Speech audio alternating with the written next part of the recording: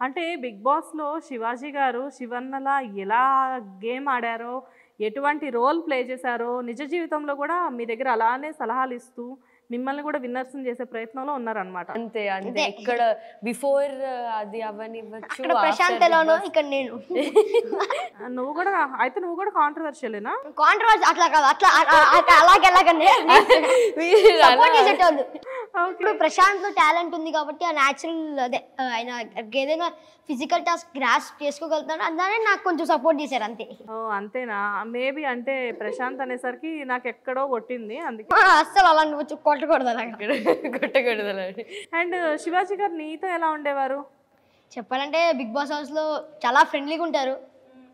ఆయన తిట్టేయడం అలా ఫ్రెండ్గా తిట్టేస్తాడు కానీ కావాలని అని తిట్టారు.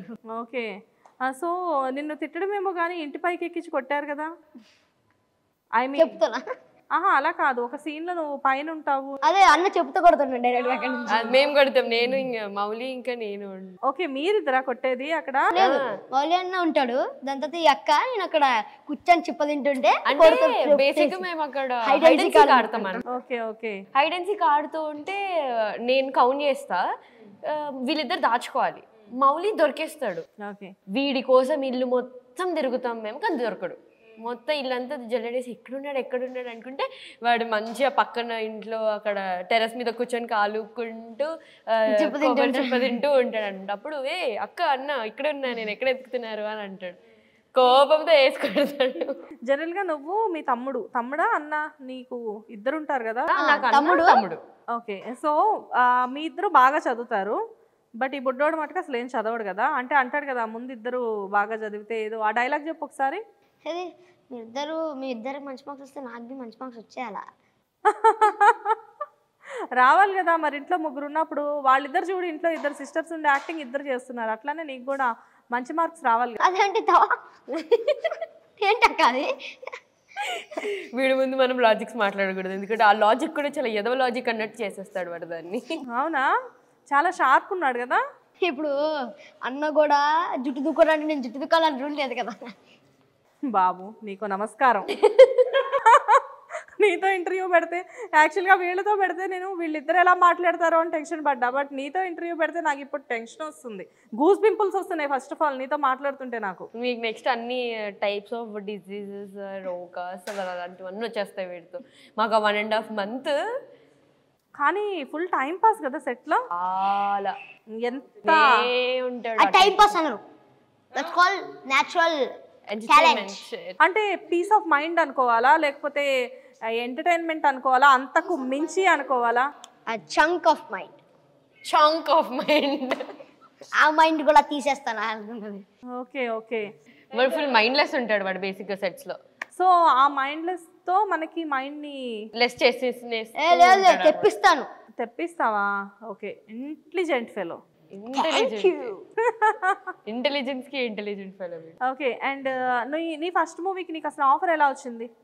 వినోద రామదానిక అంటే ఫస్ట్ డ్రామా జూనియర్స్ లో చూస్తే ఆడిషన్ కి పిలిచారు. ఓకే, దాంతో 15 members నుంచి 10 members అయ్యారు. ఆడిషన్స్ చేసావా?